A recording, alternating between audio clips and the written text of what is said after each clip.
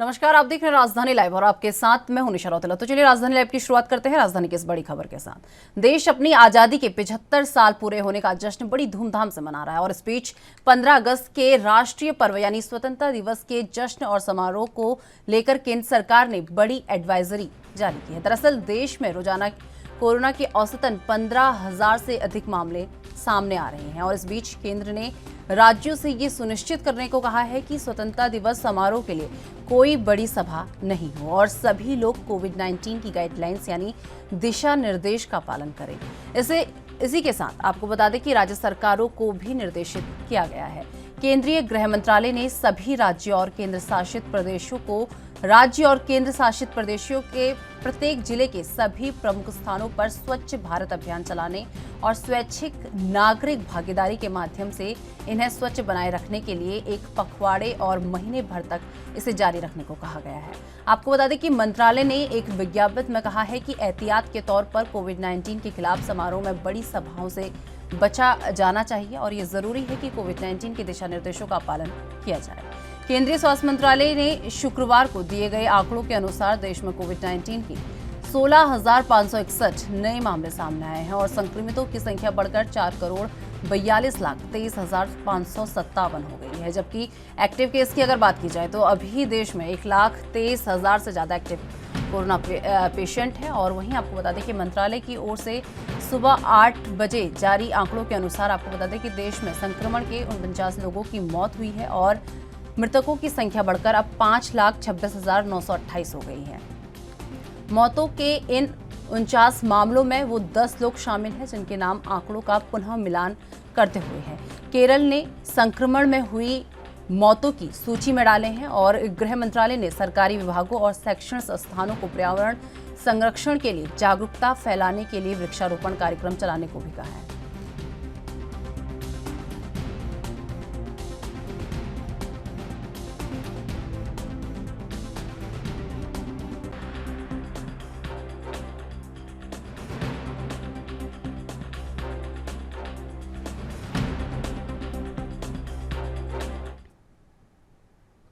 तो इस खबर पर अधिक जानकारी के लिए हमारे संवाददाता राजीव तिवारी हमारे साथ बन चुके हैं। राजीव, जिस तरीके से बात कर ले 15 अगस्त को लेकर केंद्र सरकार ने एडवाइजरी जारी की है, क्या क्या इस एडवाइजरी में है, एक बार पूरी जानकारी विस्तृत तरीके से।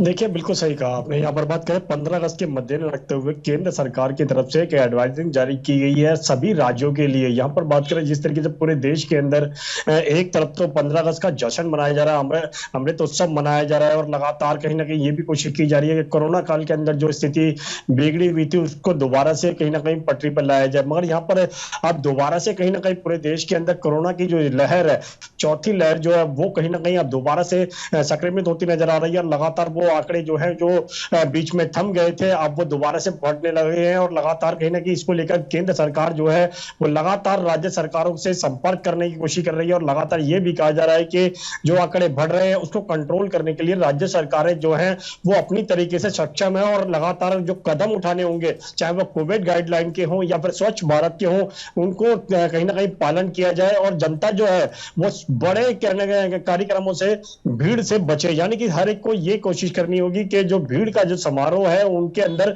नहीं जाया जाए और जो कोरोना की स्थिति जो बिगड़ती नजर आ रही है, क्योंकि दिल्ली के आंकड़ों की बात करें तो दिल्ली के अंदर भी कहीं ना कहीं 2,136 मामले आ चुके हैं और कहीं ना कहीं उसके अंदर मरने वालों की संख्या की बात करें तो वो भी कहीं ना कहीं बढ़कर अब 10 हो चुकी है। यानी कि आंकड़े जो है वो लगातार दोबारा से रफ्तार पकड़ते हुए नजर आ रहे हैं और सभी राज्यों को केंद्र सरकार के द्वारा वो एडवाइजरी जारी की गई है कि राज्य सरकारें जो है वो अपनी तरफ से सुनिश्चित करें कि कोविड नियमों का जो है वो पालन किया जाए। स्वच्छ भारत अभियान जो है वो कहीं ना कहीं अमृत महोत्सव के साथ साथ चलाया जाए और लगातार कहीं ना कहीं पेड़ों की लगाने की जो बात की जा रही है कि लगातार पेड़ पौधे लगाए जाए ताकि जिससे पर्यावरण भी साफ रहे और कहीं ना कहीं लोगों को दिक्कतें भी नहीं आए।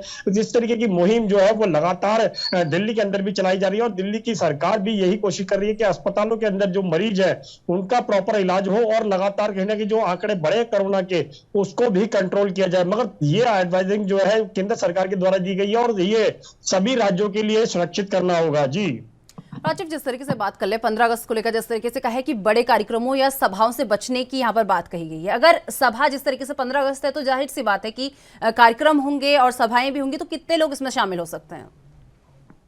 देखिए बिल्कुल सही कहा आपने। यहाँ पर बात करें जिस तरीके से बड़े सभाओं के लिए क्या बोला गया है कि उनसे बचे और कहीं ना कहीं भीड़ का हिस्सा ना बने, यही चीज 15 अगस्त के मद्दे में रखते हुए लगातार देखने को मिल रही है। स्कूलों की बात करें, वहां पर प्रोग्राम किए जा रहे हैं और लगातार परिजन जो है, टीचर जो है, वो छात्र जो है, वो कहीं ना कहीं मिलकर काम कर रहे हैं। और यहाँ पर बात करें, अब 15 अगस्त के दिन भी कहीं ना कहीं प्रधानमंत्री मोदी जी लाल किले से देश को संबोधित करेंगे, तिरंगे झंडा फहराएंगे और लगातार कहीं ना कहीं बड़े नेताओं के यहाँ पर भी आने की आशंका है। तो कहीं ना कहीं उनके लिए भी कोई ना कहीं केंद्र सरकार के द्वारा कहीं ना कहीं कोविड-19 की जो गाइडलाइन है उसको पालन कराना होगा, यानी कि सोशल डिस्टेंसिंग के दायरे में ही लोगों को बैठने दिया जाएगा।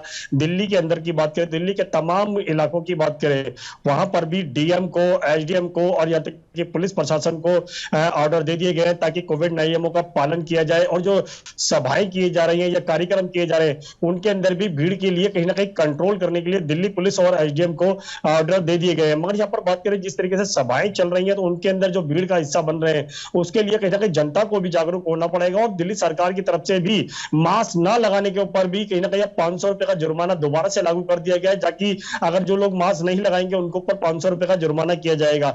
मगर कहीं ना कहीं आने वाले दिनों के अंदर ये शायद ये जुर्माना जो है वो बढ़ाया भी जा सकता है। मगर अब जिस तरीके से आंकड़े बढ़ रहे हैं कोरोना के, तो उससे कहीं ना कहीं हर राज्य की सरकारें जो है वो अपनी तरफ से पूरी तरीके से कोशिश करती हुई नजर आ रही है, ताकि अमृत महोत्सव भी मनाया जाए और जो कोविड नियमों का पालन भी करवाया जाए। जी राजीव, जिस तरीके से बात कर ले, केंद्र सरकार ने 15 अगस्त को लेकर तो एडवाइजरी जारी कर दी है, लेकिन उसका क्या, जो इतने समय से तिरंगा यात्रा चल रही है उसमें इतनी भीड़ इकट्ठी हो रही है, उस चीज का क्या कहेंगे? क्योंकि जिस तरीके से एडवाइजरी क्या केवल ये 15 अगस्त के लिए जारी की गई है? अगर जिस तरीके से देखा जाए 15 अगस्त से पहले हर घर तिरंगा अभियान चलाया जा रहा है, लाखों की संख्या में इसमें कार्यकर्ता हो चाहे लोग हो, लाखों की संख्या में इसमें इकट्ठा हो रहे हैं, तो इससे भी तो कोरोना कहीं ना कहीं बढ़ रहा है।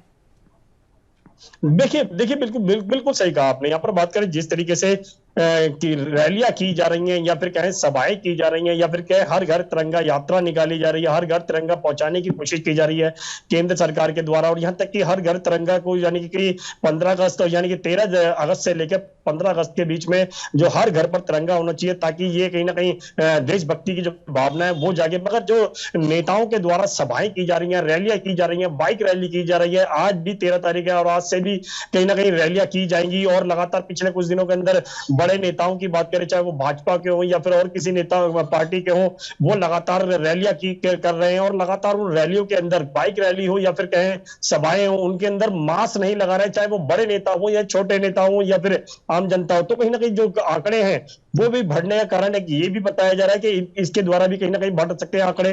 और जिस तरीके से अब केंद्र सरकार के द्वारा एडवाइजरी जारी की है, तो कहीं ना कहीं जो क्या रैलियां कर रहे हैं या फिर बाइक रैली कर रहे हैं या फिर क्या हर घर तिरंगा यात्रा को कहीं ना कहीं आम जनता तक पहुंचाने की कोशिश कर रहे हैं, तो वो भी कहीं ना कहीं नियमों का पालन करें, ताकि आम जनता तक भी मैसेज पहुंचे कि नियमों का पालन करना है, मास्क लगा के रखना है, ताकि अमृत महोत्सव भी मनाया जाए और कहीं ना कहीं कोरोना से जो वायरस से जो फैल रहा है, चौथी लहर जो आ रही है, उससे भी बचाव हो सके। मगर कहीं ना कहीं नियमों की अनदेखी जो है वो बड़े नेता हो या फिर छोटे नेता हो या फिर कार्यकर्ता हो या फिर कहें आम जनता हो, सबकी तरफ से देखने को मिल रही है कि नियमों का पालन जो है वो कोई भी नहीं करता नजर आ रहा है। जी तो चलिए, बहुत बहुत धन्यवाद राजीव हमारे साथ जुड़ने के लिए और ये तमाम जानकारी हमारे साथ साझा करने के लिए।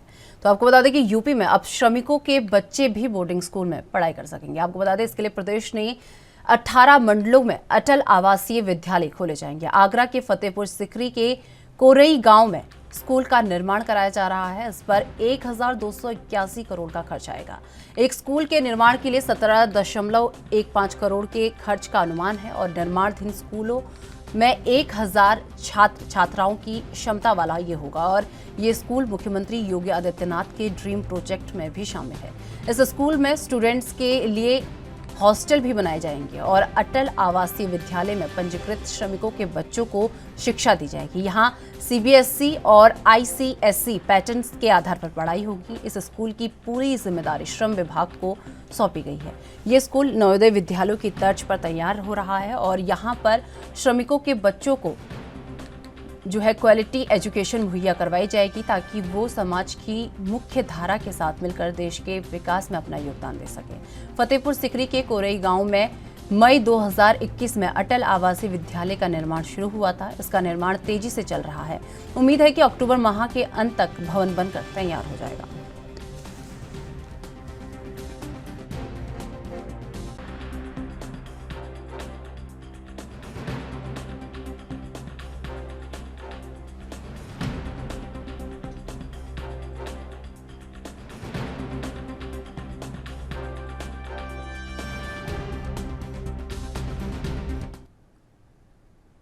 इस खबर पर अधिक जानकारी के लिए हमारे साथ हमारे संवाददाता जितेंद्र चौहान हमारे साथ जुड़ चुके हैं। जितेंद्र, जिस तरीके से बात कर ली जाए, यूपी में जो श्रमिक के बच्चे हैं उनके लिए एक खुशखबरी ये है, क्योंकि अब जो श्रमिक के बच्चे हैं वो भी बोर्डिंग स्कूल्स में पढ़ सकेंगे, तो इसे लेकर क्या अधिक जानकारी आपको मिल पा रही है?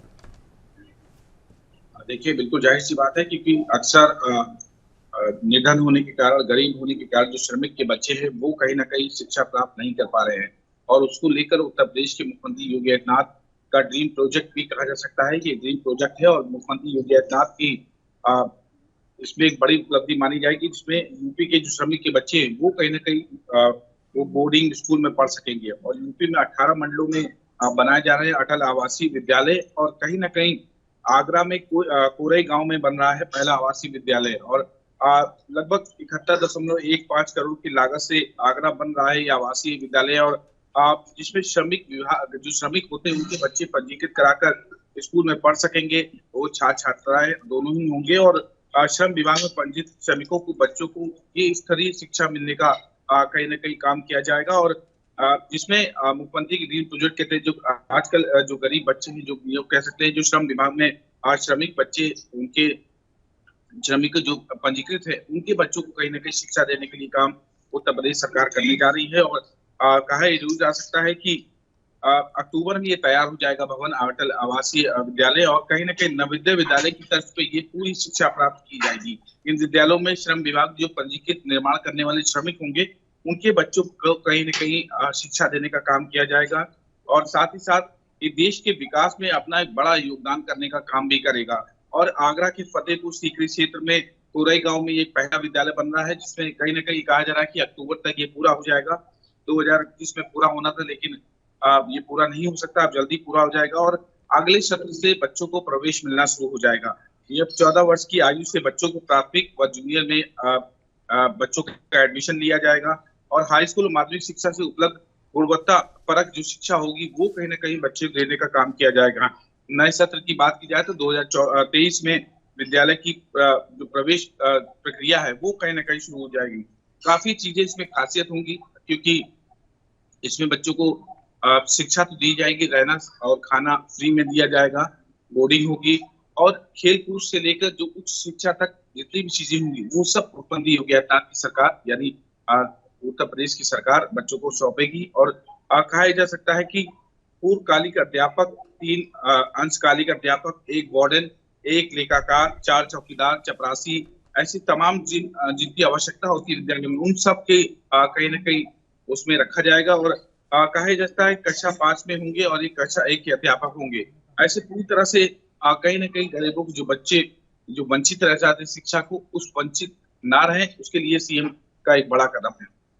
जिस तरीके से बात कर लें, एक बहुत अच्छी मुहिम यहाँ पर सीएम योगी आदित्यनाथ सरकार द्वारा चलाई गई है श्रमिकों के बच्चों के लिए, तो एक संदेश, क्या संदेश योगी आदित्यनाथ ने बच्चों को दिया है? देखिए, बच्चों ही ये पूरे समाज को एक संदेश दिया है कि जो बच्चे अपने जो उनके पिता श्रमिक होते हैं, जो मजदूरी करते हैं, उनके बच्चे हमेशा शिक्षित नहीं हो पाते। हालांकि बच्चों के अंदर इच्छा होती है, लेकिन धन का अभाव होने के कारण बच्चों को शिक्षा नहीं दे पाते, और फिर बच्चे उसी में शिक्षित ना रह जाके वो काम में लग जाते हैं, मजदूरी में पुनः अपने जो पेरेंट्स होते हैं उनके साथ काम ले। तो शिक्षा पूरे समाज को दिया जा रहा है, और ये सरकार का एक सराहनीय कदम जरूर कहा जा सकता है। आगरा के बाद ये बात करें तो ललितपुर में भी तैयार होगा, देवी पाटन में भी तैयार होगा, मंजल गोंडा में भी तैयार होगा, आजमगढ़ में तैयार होगा, लखनऊ में तैयार होगा, मेरठ और बुलंदशहर में तैयार किया जाएगा, सहारनपुर में तैयार किया जाएगा। तो कुल मिला के जो 18 मंडल है, उन 18 मंडलों में इनका निर्माण करने का काम किया जाएगा। और सीएम का साफ संदेश कह सकते हैं, और उनका सपना भी कहा जा सकता है, क्योंकि संकल्प पत्र में ये वादे किए थे कि ड्रीम प्रोजेक्ट के तौर पर मुख्यमंत्री योगी आदित्यनाथ इस विद्यालय को बना रहे हैं, और अटल आवासीय योजना के तहत जो बच्चे शिक्षा से वंचित रह जाते हैं, जो छात्र छात्राएं शिक्षा से वंचित रहते हैं, अब बिना किसी शुल्क के बच्चों को शिक्षा देने का काम उत्तर प्रदेश सरकार करेगी। तो चलिए, लगातार जितेंद्र आप हमारे साथ बने रहेंगे, और फिलहाल वक्त हो चुका है एक छोटे से ब्रेक का। ब्रेक के बाद फौरन हाजिर होते हैं।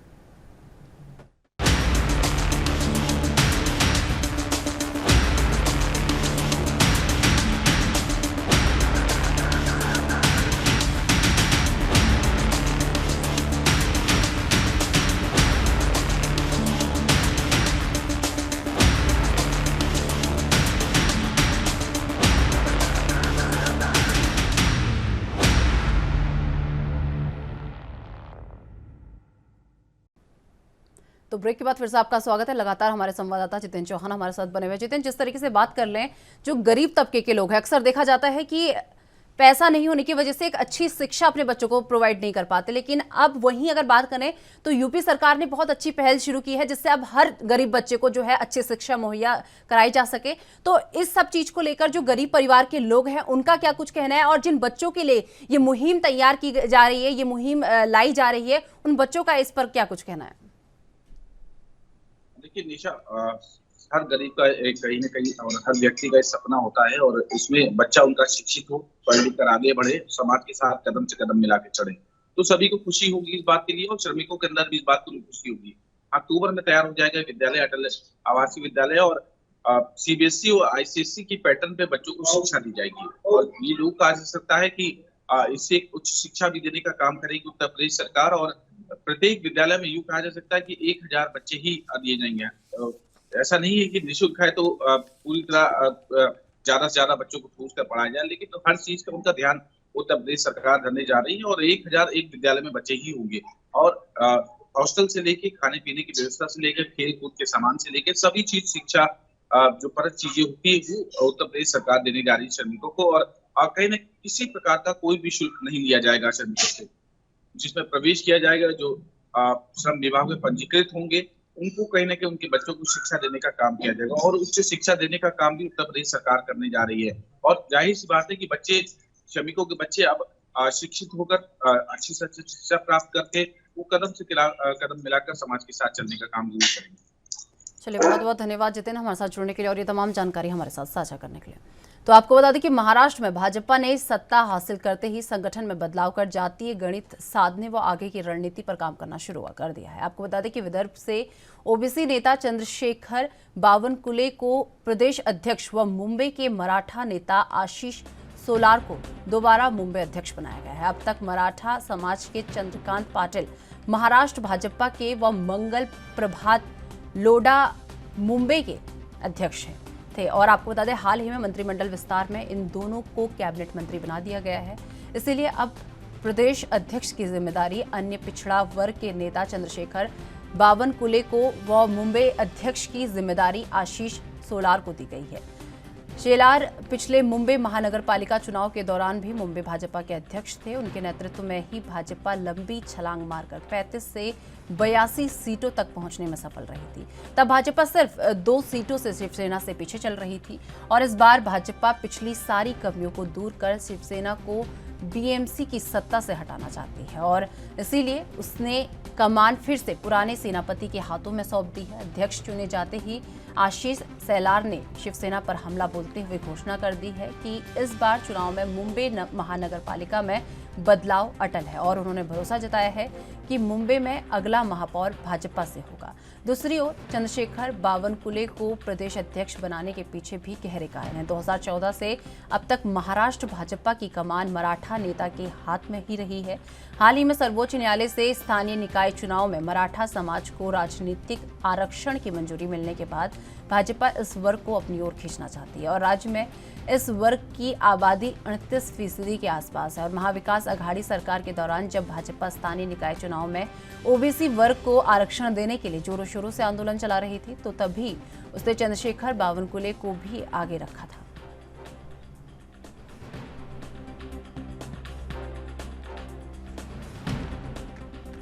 तो आपको बता दें कि महाराष्ट्र में भाजपा ने सत्ता हासिल करते ही संगठन में बदलाव कर जातीय गणित साधने व आगे की रणनीति पर काम करने की शुरुआत कर दी है। विदर्भ से ओबीसी नेता चंद्रशेखर बावनकुले को प्रदेश अध्यक्ष व मुंबई के मराठा नेता आशीष सेलार को दोबारा मुंबई अध्यक्ष बनाया गया है, और अब तक मराठा समाज के चंद्रकांत पाटिल महाराष्ट्र भाजपा व मंगल प्रभात लोढ़ा मुंबई के अध्यक्ष थे। हाल ही में मंत्रिमंडल के विस्तार में इन दोनों को कैबिनेट मंत्री बना दिया गया है। इसीलिए अब प्रदेश अध्यक्ष की जिम्मेदारी अन्य पिछड़ा वर्ग के नेता चंद्रशेखर बावनकुले व मुंबई अध्यक्ष की जिम्मेदारी आशीष सेलार को दी गई है। सेलार पिछले मुंबई महानगर पालिका चुनाव के दौरान भी मुंबई भाजपा के अध्यक्ष थे। उनके नेतृत्व में ही भाजपा लंबी छलांग मारकर 35 से 82 सीटों तक पहुंचने में सफल रही थी। तब भाजपा सिर्फ 2 सीटों से शिवसेना से पीछे चल रही थी। इस बार भाजपा पिछली सारी कमियों को दूर कर शिवसेना को बीएमसी की सत्ता से हटाना चाहती है, यानी कि बीएमसी में अपना अपनी सत्ता को काबिज करना चाहती है और इसीलिए उसने कमान फिर से पुराने सेनापति के हाथ में सौंप दी है। अध्यक्ष चुने जाते ही आशीष सेलार ने शिवसेना पर हमला बोलते हुए घोषणा कर दी है कि इस बार चुनाव में मुंबई महानगर पालिका में बदलाव अटल है। उन्होंने भरोसा जताया कि मुंबई में अगला महापौर बीजेपी का ही होगा। और दूसरी ओर चंद्रशेखर बावनकुले को प्रदेश अध्यक्ष बनाने के पीछे भी गहरे कारण है। आपको बता दें कि 2014 से अब तक महाराष्ट्र भाजपा की कमान मराठा नेता के हाथ में रही है। हाल ही में सर्वोच्च न्यायालय के स्थानीय निकाय चुनाव से मराठा समाज को राजनीतिक आरक्षण की मंजूरी मिलने के बाद भाजपा इस वर्ग को अपनी ओर खींचना चाहती है। राज्य के इस वर्ग की आबादी 38% के आसपास है। तो आपको बता दें कि जिस तरीके से महाराष्ट्र में भाजपा ने सत्ता हासिल करते ही संगठन में बदलाव कर दिया और उसी तरीके से अब देखा जाए तो जातीय गणित साधने व आगे की रणनीति पर भी भाजपा पूरी तरीके से काम कर रही है। किस तरीके से बीएमसी चुनाव में जीत हासिल करनी है, ये सब रणनीति भाजपा द्वारा बनाई जा रही है।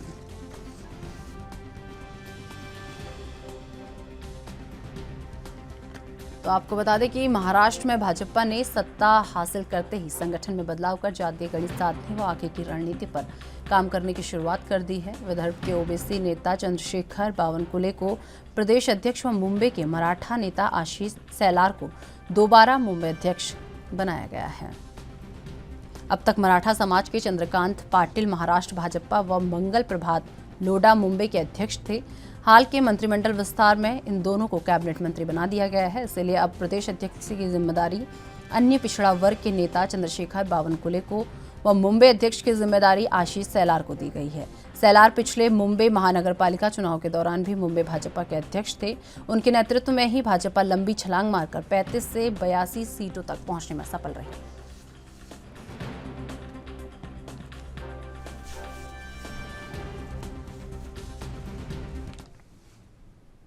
इस खबर पर अधिक जानकारी के लिए हमारे साथ हमारे संवाददाता सत्यप्रकाश सोनी हमारे साथ जुड़ चुके हैं। सत्यप्रकाश, जिस तरीके से बात कर लीजिए, अगर बीजेपी की बात कर लें तो बीजेपी ने महाराष्ट्र में सत्ता हासिल करने के बाद अब जो जातीय गणित है उसे साधने की कोशिश कर रही है और आगे क्या रणनीति रहेगी उसकी अब जो है शुरुआत यहाँ पर बीजेपी ने कर दी है।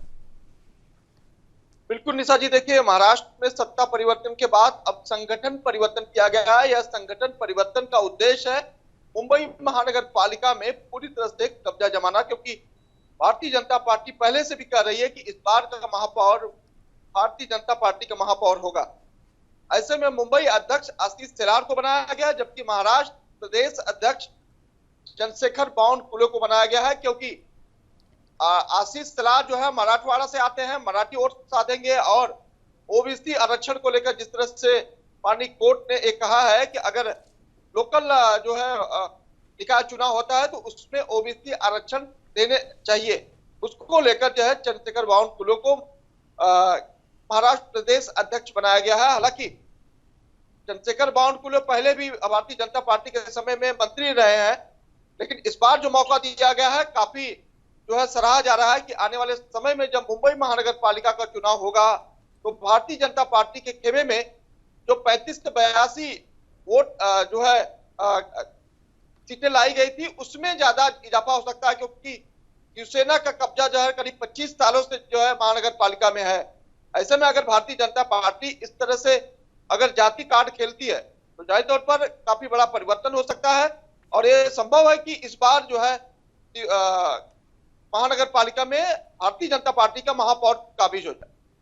सत्यप्रकाश, वहीं अगर बात की जाए महानगर पालिका चुनाव को लेकर अगर बात की जाए तो एक तरीके से बीजेपी यहां से शिवसेना को पूरी तरीके से हटा देना चाहती है, तो क्या रणनीति यहां पर बीजेपी बना रही है? बिल्कुल निशा जी, देखिए भारतीय जनता पार्टी शुरू से ही लगातार ये कोशिश कर रही है कि किसी भी हालात में शिवसेना को जो है सत्ता से हटाया जाए। पहले मंत्रिमंडल से हटाया, अब महानगर पालिका से हटाने की पूरी तैयारी चल रही है। हालांकि Bharatiya Janata party open challenge देकर कह रही है कि इस बार जो है महापौर भारतीय जनता पार्टी को होगा, क्योंकि पिछली बार जो है 82 सीटें भारतीय जनता पार्टी को आई थी, जबकि 90 से ज्यादा सीटें शिवसेना को आई थी। सिर्फ 2 सीटों का अंतर हुआ था। अब ऐसे में अगर 35 सीटों से बढ़कर भारतीय जनता पार्टी 82 सीटों तक पहुंचती है तो जाहिर तौर पर अब भारतीय जनता पार्टी को पूरे आसार नजर आते हैं कि इस बार उनका महापौर बन जाएगा। इसी वजह से अब संगठन परिवर्तन किया गया है, मराठी वोटों को साधने की कोशिश की जा रही है। जो महाराष्ट्र के अलग अलग विदर्भ इलाके हैं उनमें भी जो मराठी वोट है उसे भी साधने की कोशिश की जा रही है, जिससे तमाम जो मुंबई के वोट बैंक है वो उसमें परिवर्तन हो, क्योंकि शिवसेना जो है मराठी वोटों से ही हमेशा जीतती रही है। ऐसे में एक बार मराठी वोट जो है भारतीय जनता पार्टी की तरफ अगर रुझाव करते हैं तो जाहिर तौर पर इस बार जो है परिवर्तन जरूर हो सकता है महानगर पालिका में। सत्यप्रकाश, वहीं अगर बात कर ली जाए, बीजेपी ने जिस तरीके से चंद्रशेखर बावनकुले को प्रदेश अध्यक्ष बनाया, तो इसके पीछे का कारण क्या हो सकता है? क्या फायदा इससे बीजेपी को यहाँ पर पहुंच सकता है? बिल्कुल, देखिए, एक तो ओबीसी आरक्षण को लेकर जिस तरह से सुप्रीम कोर्ट ने कहा है कि निकाय चुनाव में ओबीसी आरक्षण को ध्यान देना चाहिए। बावनकुले जो है ओबीसी समाज से आते हैं, ऐसे में प्रदेश में बावनकुले का काफी अच्छा वर्चस्व है और अटल बिहारी जी के और फिर तमाम जो नेता है उनके बड़े नेता है उनके बेहद करीबी माने जाते हैं। तो इन करीबियों की वजह से चंद्रशेखर बावनकुले का वर्चस्व मराठवाड़ा में काफी अच्छा है। मराठवाड़ा का वोट बैंक जो है मुंबई में तमाम परिवार रहते हैं, ऐसे में वहां से अगर परिवर्तन की कोशिश करते हैं तो वह परिवर्तन मुंबई में भी दिखेगा। यही वजह है कि एक बार फिर से चंद्रशेखर बावनकुले को प्रदेश की कमान दी गई है, जिससे मराठी वोट जो है मराठवाड़ा के विदर्भ के जो तमाम गरीब दलित वोट है वो कहीं न कहीं भारतीय जनता पार्टी को मिलना चाहिए। जबकि शिवसेना हर बार अलग अलग कार्ड खेलकर जो है ओबीसी और दलित समाज के तमाम वोट बैंक ले लेती है, लेकिन इस बार ऐसा न हो, इसलिए भारतीय जनता पार्टी की तरफ से बड़ा परिवर्तन किया गया है और इस परिवर्तन का रिजल्ट के तौर पे महानगर पालिका में देखा जाता है। अगर बात की जाए बीएमसी चुनाव को लेकर, अगर बात कर ले तो बीजेपी हो चाहे शिवसेना हो, क्या क्या तैयारियां कर ली गई हैं?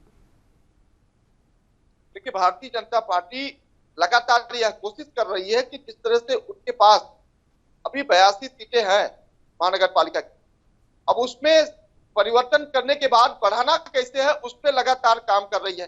खासकर भारतीय जनता पार्टी का संगठन लगातार काम कर रहा है। जिन विभागों में वोट बैंक नजदीकी रहा है उन विभागों में आमदार फंड से, खासदार फंड से काम किया जा रहा है और ये बताया जा रहा है कि हम आगे इसी तरह से काम करते रहेंगे। दूसरी तरफ शिवसेना जो है अपने संगठन को बचाने के साथ साथ महानगर पालिका में काबिज रहने की भी पूरी कोशिश कर रही है, क्योंकि एकनाथ शिंदे गुट में तमाम विधायक दल के नेता गए हैं, पदाधिकारी और कार्यकर्ता ज्यादातर नहीं गए हैं, तो कार्यकर्ता अभी शिवसेना के पास ही है। ऐसे में शिवसेना की पूरी कोशिश है, कम से कम सत्ता तो चली गई लेकिन महानगर पालिका को कैसे बचाया जाए, तो शिवसेना पूरी कोशिश में है कि महानगर पालिका को सुरक्षित रखा जाए, क्योंकि मुंबई महानगर पालिका का बजट पूरी देश के बजट से सबसे ज्यादा होता है। तो जाहिर तौर पर कमाई के जो जरिया है शिवसेना को वो है महानगर पालिका, तो शिवसेना किसी भी हालात में महानगर पालिका अपने हाथ से देना नहीं देना चाहती। चलिए, बहुत बहुत धन्यवाद सत्यप्रकाश जुड़ने के लिए और ये तमाम जानकारी साझा करने के लिए।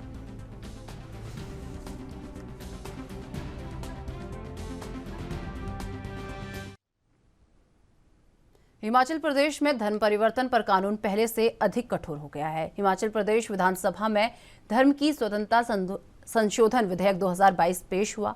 मुख्यमंत्री जयराम ठाकुर ने इस बाबत शुक्रवार को संशोधन विधेयक पेश किया है, जिसमें जहां अब अधिकतम 10 साल की कैद का प्रावधान भी इसमें किया गया है, वहीं जुर्माना भी बढ़ाकर 2 लाख रुपये कर दिया गया है। यही नहीं, धर्म परिवर्तन को लेकर सरकार ने अब गैर जमानती अपराध भी इसे बना दिया है और इस तरह के मामलों की जांच सब इंस्पेक्टर के रैंक से नीचे के अधिकारी नहीं कर पाएंगे। संशोधन विधेयक में कहा गया है कि 2 अथवा 2 से अधिक व्यक्तियों द्वारा एक साथ धर्म परिवर्तन करने पर उसे सामूहिक धर्म परिवर्तन माना जाएगा। इसमें 5 से 10 साल की सजा और 1.50 लाख रुपये के जुर्माने का प्रावधान भी किया गया है। इसी तरह यदि कोई व्यक्ति बार बार धर्म परिवर्तन करवाने का दोषी पाया जाता है तो उसे 7 से 10 साल की सजा हो सकती है। और आपको बता दें कि 2 लाख रुपए जुर्माना लगेगा। विधेयक के अनुसार अगर कोई व्यक्ति किसी दूसरे धर्म की महिला से विवाह करने के लिए अपना धर्म छुपाता है और शिकायत मिलने पर यदि दोषी पाया जाता है तो ऐसे व्यक्ति को 3 से 10 साल तक कैद और 1 लाख जुर्माना किया जा सकता है। विधेयक में कहा गया है कि यदि कोई व्यक्ति धर्म परिवर्तन के बाद भी अपने मूल धर्म के तहत मिलने वाली सुविधाओं का भोग करता है तो उसे 2 से 5 साल तक की सजा होगी और 1 लाख रुपए तक जुर्माना किया जा सकता है। मुख्यमंत्री जयराम ठाकुर ने बिल पेश करते हुए कहा कि हिमाचल देश का संभवतया ऐसा पहला राज्य है जहां धर्म परिवर्तन करने पर इतने कड़े कानूनी प्रावधान किया गया हो।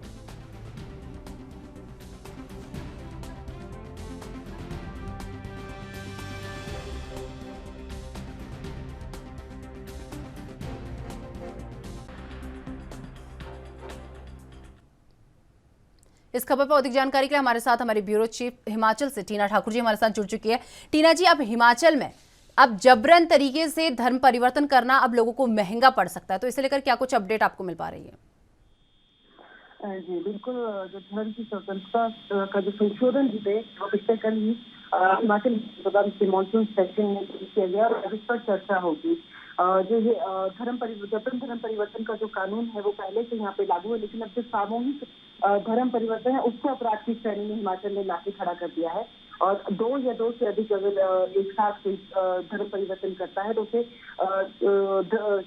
अपराध की श्रेणी में रखा जाएगा और ऐसे अपराध के लिए पहले 7 साल की सजा का प्रावधान था, लेकिन अब उसको बढ़ाकर 10 साल कर दिया गया है। तो ऐसे जो कड़े कानून हिमाचल ने बनाए हैं, तो हिमाचल मुख्यमंत्री पहले ही कह चुके कि संभवतः देश का ऐसा पहला राज्य और जब धर्म स्वतंत्रता संशोधन जो ये विधेयक है ये 2006 में कांग्रेस सरकार ने लाया था और उस वक्त देश का पहला राज्य हिमाचल बना था जहां पर धर्म परिवर्तन के खिलाफ कानून लाया गया था। तो ऐसे में जो ये कानून है ये 2019 में भी इसमें संशोधन किया गया था और उस बीच में कुछ सजा का जो प्रावधान उसे बढ़ाया गया था, जुर्माने की राशि बढ़ाई गई थी। अब एक बार फिर से जो ये सरकार है इन्होंने धर्म परिवर्तन को लेकर संशोधन विधेयक है उसको एक बार फिर से सेशन में लाया है और आज जो है इस पर चर्चा हो रही है। जी टीना जी, जिस तरीके से बात कर ली जाए, इससे पहले भी जिस तरीके से अभी धर्म कानून यहाँ पर लाया गया है, अगर कोई धर्म परिवर्तन करता है तो उसके लिए सजा और जुर्माना जो है दोनों यहाँ पर किए जाएंगे। तो अगर बात कर ले, इससे पहले हिमाचल में ऐसे कितने मामले सामने आ चुके हैं? देखिए, अभी तक क्योंकि ये शिकायत पर होता है, ये जो विधेयक है ये बेसिक यहाँ पे लागू है, लेकिन इसमें जो कानूनी जो दाव पेच वो सामने आता है। कई बार जब शिकायत आती है और जब गिरफ्तारियां भी होती है और जब मामला अदालत तक पहुंचता है तो वहाँ पे जो है वो दोनों पक्ष कई बार मुकर जाते हैं। तो ऐसे में जो है अभी तक फिलहाल सजा का तो इसमें ऐसा कोई बड़ा मामला सामने नहीं आया है, लेकिन गिरफ्तारियां जरूर होती है और जरूर इस पर जो कानूनी कार्रवाई होती है, लेकिन अदालत तक जब मामला पहुंचता है तब तक जो दाव पेच है उस तरह से होते हैं कि जो सजा का प्रावधान है ये सजा होती है, ऐसा अभी तक फिलहाल नहीं आया है। हालांकि हिमाचल में जो धर्म परिवर्तन का जो मामले है वो बहुत ज्यादा नहीं है, लेकिन फिलहाल पिछले दिनों से जिस तरह से शिकायतें मिल रही है, जिस तरह जो हिमाचल के जो कुछ दुर्गम इलाके हैं, ग्रामीण इलाके हैं, वहाँ पे धर्म परिवर्तन के जो मामले लगातार सामने आ रहे हैं, तो ऐसे में जो हिमाचल सरकार है उन्होंने जो ये विधेयक है उसको संशोधन विधेयक को द्वारा से एक बार फिर से लाया है ताकि जो ये सजा का प्रावधान है उसको और कड़ा किया जा सके।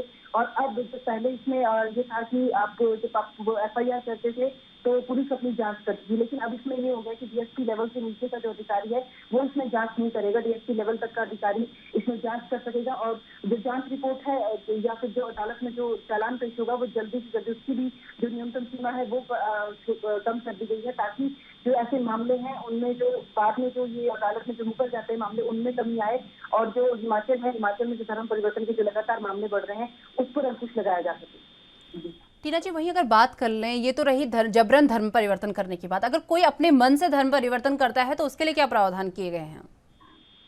जी देखिए, उसमें बताया गया है कि आपको 1 महीने का नोटिस देना होगा और आप अगर अपने मन से धर्म परिवर्तन कर रहे हैं तो उसके लिए कोई आपको मतलब कोई बाध्यता नहीं है, आप कर सकते हैं, लेकिन उसमें कोई लालच, कोई दबाव या किसी तरह का जो जिस तरह से बोला जाता है कि कुछ पेशकश की जाती है लोगों को कि आप धर्म परिवर्तन करेंगे तो आपको ये दिया जाएगा। तो ऐसे में जो ये चीजें हैं इनसे बाहर, इनसे अलग होकर कोई अगर अपने मन से कोई धर्म परिवर्तन करता है तो उसके लिए कोई जबरन कोई वो कानून नहीं है, लेकिन उसमें यह है कि आपको 1 महीने का नोटिस पीरियड देना होगा और अगर आपको अपने धर्म में वापस भी आना है, अगर आपने धर्म परिवर्तन किया है और फिर आपको लगता है कि नहीं आपको अपने धर्म में वापस आना है तो ऐसे में जो आपको 1 महीने का नोटिस देना होगा, 1 महीने का जो नोटिस होगा वो आपको देना पड़ेगा कि आप अपने धर्म में वापस आना चाहते हैं। तो ऐसे में फिर उसमें जो है वो कानूनी विचार विमर्श होगा और उसके बाद जो है उसको वापस लिया जा सकेगा।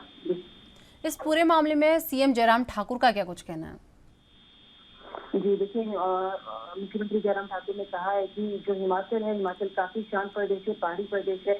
यहाँ पे अभी तक जो इस तरह के जो मामले हैं वो ना के बराबर थे, लेकिन अभी पिछले कुछ समय से अगर हम देखें, हिंदू जागरण मंच है वो लगातार सड़कों पर है और काफी हिंदू संगठन है वो उधर है इस वक्त। यहाँ पे हिमाचल के जो आप चंबा ले लें, आप कुल्लू ले लें, आप शिमला का ऊपरी इलाका ले लें, वहाँ पे जो है धर्म परिवर्तन के जो मामले हैं वो लगातार बढ़ रहे हैं। जो वर्ग जो जिनको शोषित वर्ग माना जाता है हिमाचल में, वो वर्ग ऐसा है जो सबसे ज्यादा धर्म परिवर्तन की ओर अग्रसर है। ऐसे में माना जाता है कि जो उनका जो धर्म परिवर्तन किया जाता है सामूहिक तौर पर, उनको जो बिरादरी लाया जाता है धर्म परिवर्तन के लिए, और उनको कुछ ना कुछ लालच किया जाता है, कुछ ना कुछ पेशकश की जाती है कि आप अगर ये धर्म अपनाते हैं तो आपको ये सुविधाएं दी जाएंगी। तो ऐसे में मुख्यमंत्री ने कहा है कि ये जो चीजें हैं ये बिल्कुल एक स्वस्थ समाज के लिए एक घातक परंपरा है। ऐसे में हिमाचल जो है पहला राज्य है जिन्हें ये कानून लाया, तो संभवतः देश का पहला राज्य है जहाँ पे इतने कड़े कानून धर्म परिवर्तन के खिलाफ लाए गए हैं। तो ये जो ऐसी चीजें हैं, ऐसी मानसिकता, उसको बिल्कुल बर्दाश्त नहीं किया जाएगा। अपना कोई अपने मन से कोई धर्म परिवर्तन करना चाहे वो अलग इश्यू है, अलग बात है, लेकिन कोई जबरन इस तरह का हिमाचल में करना चाहेगा तो उसको बिल्कुल बर्दाश्त नहीं किया जाएगा। उसके खिलाफ जो है कड़ी कानूनी कार्रवाई की जाएगी। तो चलिए, बहुत बहुत धन्यवाद टीना जी हमारे साथ जुड़ने के लिए और ये तमाम जानकारी हमारे साथ साझा करने के लिए।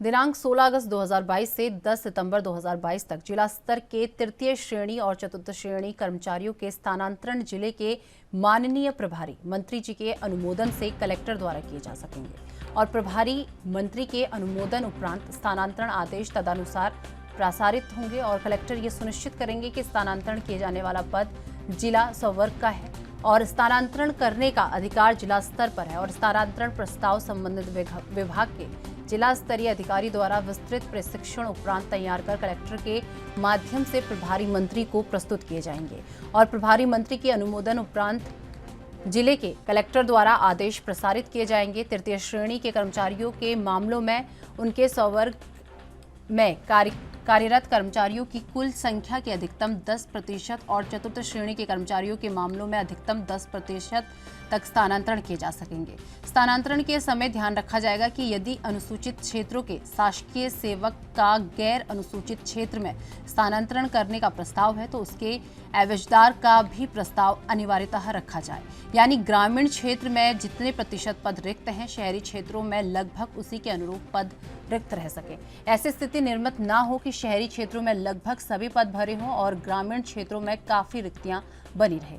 ऐसे शासकीय सेवक जो एक ही स्थान पर दिनांक 15 अगस्त 2021 और उससे पूर्व में कार्यरत हो, केवल उन्हीं के स्थानांतरण किए जाएंगे। दिव्यांग शासकीय सेवकों की पदस्थापना यथासंभव आवागमन की दृष्टि से सुविधाजनक स्थान पर की जाए और जिला स्तर पर स्थानांतरण आदेशों का क्रियान्वयन 15 दिवस के भीतर तक सुनिश्चित किया जाएगा और स्थानांतरण पश्चात नवीन पदस्थापना स्थान पर निर्धारित अवधि 15 दिन में कार्यभार ग्रहण नहीं करने पर संबंधित अधिकारी कर्मचारी के विरुद्ध अनुशासनात्मक जो है कार्रवाई की जाएगी।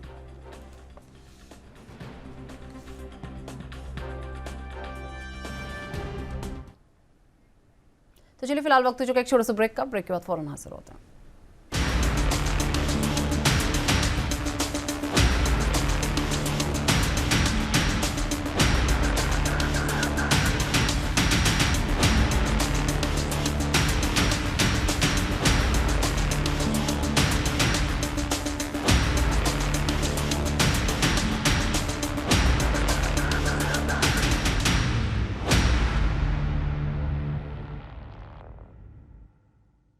के बाद फिर से आपका स्वागत है। तो हमारे साथ हमारी ब्यूरो चीफ स्वाति कौशिक जी हमारे साथ बन चुकी है। स्वाति जी, जिस तरीके से बात कर ले, राज्य सरकार जो है ट्रांसफर नीति 2022 लेके आई है, एक बार इसे लेकर पूरी अपडेट। ये पूरे राज्य के शासकीय कर्मचारियों के लिए है। इसमें जो महत्वपूर्ण चीजें हैं वो देखने वाली ये है कि राज्य स्तर के जो अधिकारी हैं उनके ट्रांसफर, जिला स्तर के जो है उनके ट्रांसफर और स्कूली शिक्षा विभाग है उनके ट्रांसफर। इन तीनों ही नीतियों पर विशेष जो है वो ध्यान दिया गया है। स्थानांतरण चूंकि 2019 से चूंकि आचार संहिता लग चुका था, उसके बाद चुनाव हुआ, चुनाव उपरांत प्रदेश में कोरोना आ गया, तो लगभग 3 साल से पूरे प्रदेश की अगर हम बात करें तो जो ट्रांसफर की जो नीति है अगर छत्तीसगढ़ में बात करें तो ये ऑनलाइन पद्धति से होनी है, ऑनलाइन एप्लीकेशन करना है, उसके बाद में ट्रांसफर होंगे। तो ऐसे बहुत से जो एप्लीकेशन है वो प्रदेश में पेंडिंग पड़े हुए हैं, क्योंकि लगभग 3 साल का समय इसमें हो चुका है कि ट्रांसफर नहीं हुए हैं। तो उसको ध्यान में रखते हुए अब इन सारी जो ट्रांसफर्स हैं उनका निपटारा करना है। एप्लीकेशन जो आए हुए हैं कहाँ किसको उस पर भेजना है, ये सारी चीजों को लेकर कल सरकार के द्वारा नीति बनाई गई पूरी, और उस नीति को सार्वजनिक किया गया कि किस हिसाब से ट्रांसफर हो सकते हैं। तो अगर हम बात करें शिक्षा विभाग की, तो शिक्षा विभाग में महत्वपूर्ण देखने ये मिला गया है, क्योंकि विशेष तौर पे हमेशा तो देखने मिल ही जाता है, लेकिन कोई स्कूल जो है वो शिक्षा विहीन ना हो। अगर वहाँ पे एक ही शिक्षक है ग्रामीण किसी दूरस्थ अंचल पे, तो पहले वहाँ पे दूसरे शिक्षक को भेजा जाए, उसके बाद वहाँ पे जो वर्तमान शिक्षक है उसका ट्रांसफर किया जाए। तो इस तरह की चीजों का जो है वो स्ट्रिक्टली पालन किया जाएगा। और अगर हम तय तारीख की बात करें तो 15-15 दिन का जो समय है वो दिया गया है। सितंबर तक लगभग जो है वो प्रदेश में स्थानांतरण नीति जो है वो ट्रांसफर जितने होने हैं वो लगभग सितंबर तक होंगे, और इस स्थानांतरण दिनांक 10 दिसंबर तथा 30 दिसंबर 2022 पश्चात स्थानांतरण पर जो है वो पूर्ण प्रतिबंध राज्य सरकार द्वारा लगा दिया जाएगा। अत्यंत आवश्यक परिस्थितियों में समन्वय के अनुमोदन उपरांत स्थानांतरण किया जाएगा, जिसमें विभागीय मंत्री और विभागीय मंत्री के अलावा जो विभागीय मंत्री के साथ जो आदेश में कलेक्टर का नाम है वो विशेष अनुमोदन पर ही ये सारे जो ट्रांसफर है वो किए जा सकेंगे। जी स्वाति जी, जिस तरीके से बात कर ले, अक्सर देखा जाता है कि अगर ग्रामीण क्षेत्रों की अगर बात कर ले तो यहाँ पर लोग ट्रांसफर लेना ज़्यादा पसंद नहीं करते, क्योंकि शहरों की तरफ लोगों का ज़्यादा रुख रहता है।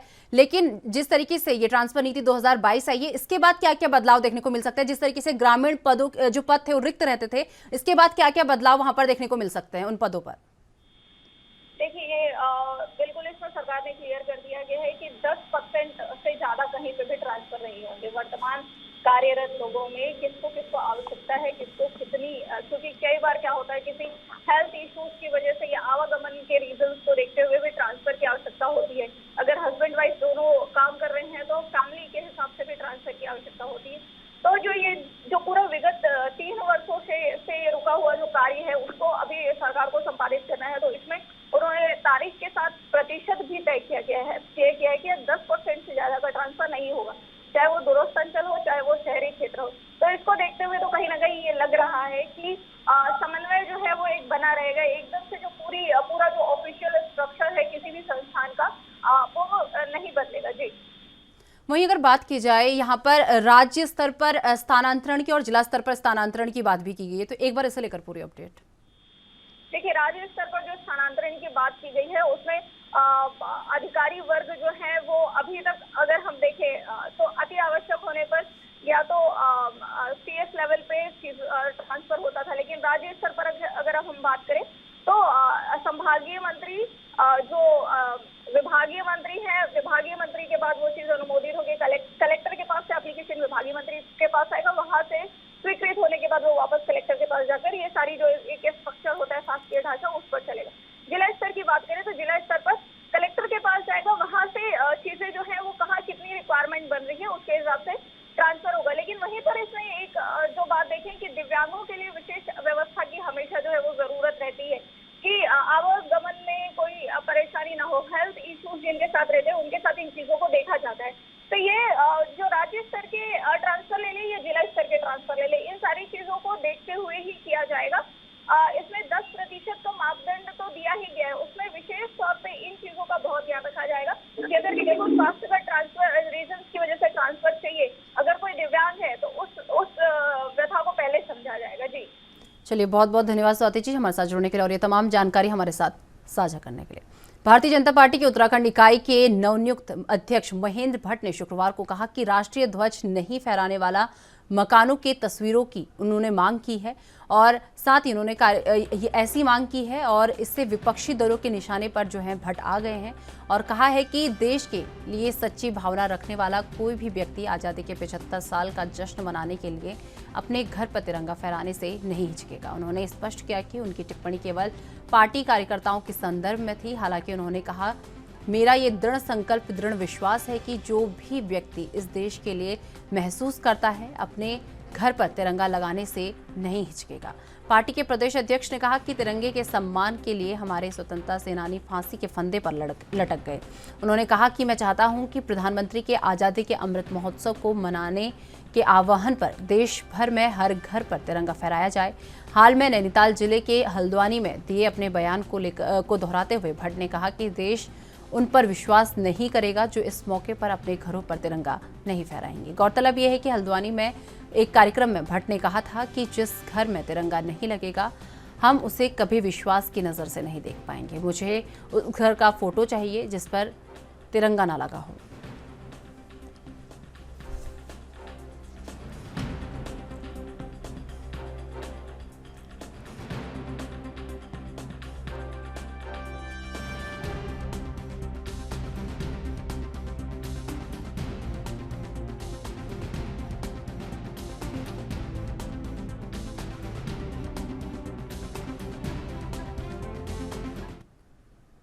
इस खबर पर अधिक जानकारी के लिए हमारे साथ उत्तराखंड से तारिक अंसारी हमारे संवाददाता जुड़ चुके हैं। तारिक, जिस तरीके से बात कर ली जाए, महेंद्र भट्ट का एक बयान सामने आया है जिसमें उन्होंने कहा कि जिस घर पर तिरंगा नहीं होगा उसकी फोटो की उन्होंने मांग की है, तो इसे लेकर क्या कुछ जानकारी आपको मिल पा रही है?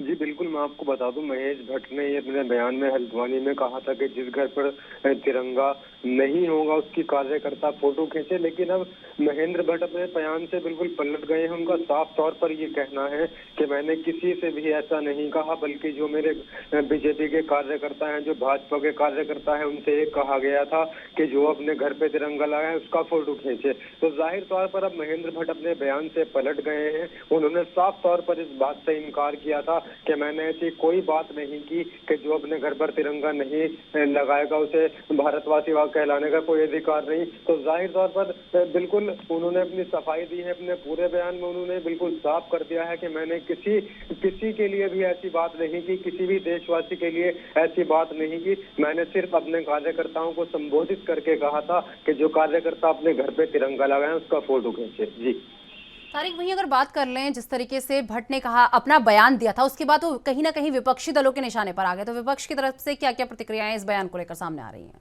जी बिल्कुल, मैं आपको बता दूं, तमाम विपक्षी दल, अगर मैं हरीश रावत की बात करूं तो हरीश रावत ने बिल्कुल साफ तौर पर ये कह दिया था कि आखिर महेंद्र भट्ट किसी की भारतीयता नागरिकता नापने का पैमाना होते हैं? कौन होते हैं महेंद्र भट्ट? ये कौन होते हैं जो किसी की ये तय करेंगे कि कौन देश में रहना चाहिए, कौन नहीं रहना चाहिए, किसको झंडा फहराना चाहिए और किसको नहीं फहराना चाहिए? इसके अलावा मैं आम आदमी पार्टी की बात करूँ तो आम आदमी पार्टी भी काफी मुखर हुई थी इस मामले को लेकर, और तमाम जो है आम आदमी पार्टी ने भी बयान की निंदा की थी जो महेंद्र भट्ट ने बयान दिया था। इसके अलावा अन्य दलों भी खुलकर सामने आए थे जिन्होंने साफ तौर पर यही कहा था कि आखिर कुछ लोग ऐसे, अब मैं आपको हरीश रावत का भी तर्ज बता दूं, हरीश रावत ने तर्क दिया था कि पता नहीं कितने भारतीय ऐसे हैं जो रोज मजदूरी करके रोज अपना पेट भरते हैं, तो कहीं ना कहीं उनके लिए 20-25 रुपए खर्च करना भी मुश्किल पड़ जाता है। तो किसी के ऊपर इन तमाम चीजों को थोपी नहीं जानी चाहिए। और जाहिर तौर पर महेंद्र भट्ट की उस बयान की उन्होंने निंदा की थी। उन्होंने साफ कहा था कि महेंद्र भट्ट जो इसका ये बिल्कुल बयान जो है वो बचकाना है और ये बिल्कुल भी बयान ठीक नहीं है। जी तारिक, वहीं अगर बात कर ले, जिस तरीके से भट्ट का बयान सामने आया है, ये कहाँ तक उचित लग रहा है? क्योंकि तिरंगा लगाना या ना लगाना ये तो लोगों की खुद की पसंद है। बिल्कुल, मैं आपको साफ बता दूं कि यही बात कही गई है कि हर शख्स को अपने घर छत के ऊपर जो है तिरंगा लगाना है, लेकिन उसमें कहीं अनिवार्यता नहीं दिखाई गई है।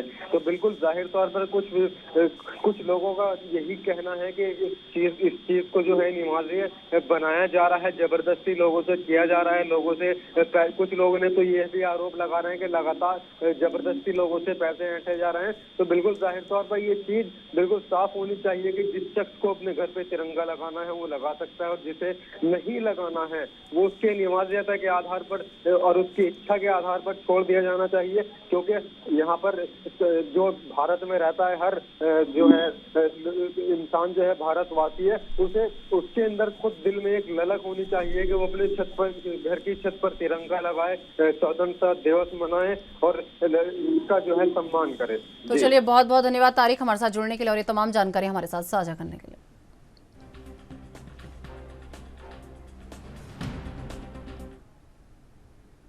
तो चलिए मेरे साथ राजधानी लाइव में बस इतना ही। देश दुनिया की तमाम बड़ी खबरों के लिए देखते रहिए एनवी न्यूज़। नमस्कार।